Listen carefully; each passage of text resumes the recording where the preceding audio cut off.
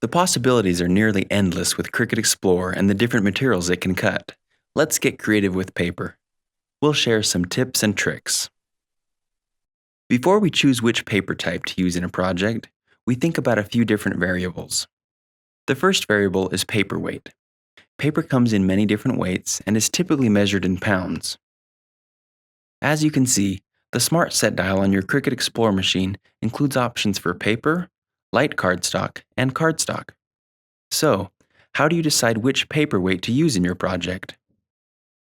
If your project doesn't need to be extra sturdy, like this vellum treat bag, lighter weight paper works great. That includes common office paper, notebook paper, or mulberry paper.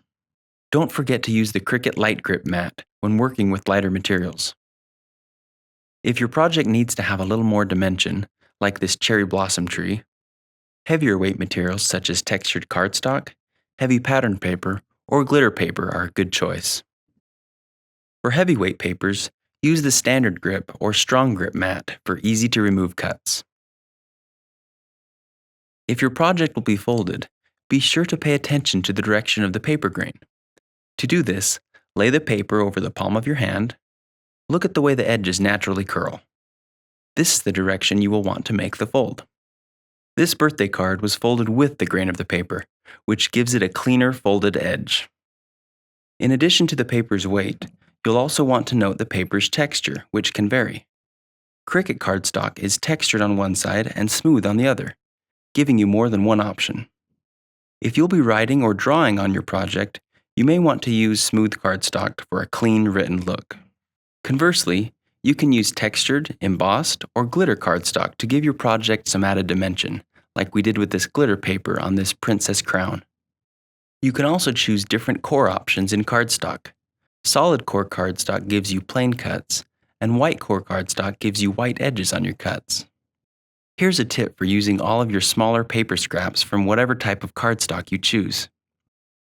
Just apply your scrap piece onto the cutting mat.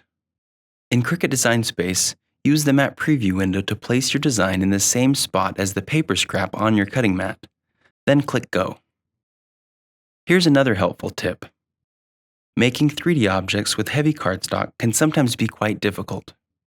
Simply spritz your cut shape with water and then manipulate your 3D object just as you want. After it dries, it will be perfectly formed. Finally, don't forget you can add dimension to your projects by distressing the edges of your cuts using ink, sandpaper, or scissors. You can even use shapes you cut as a mask for painting or inking. As you can see, the possibilities are nearly endless. Why not explore the large variety of papers out there and go from inspiration to creation in just a few clicks?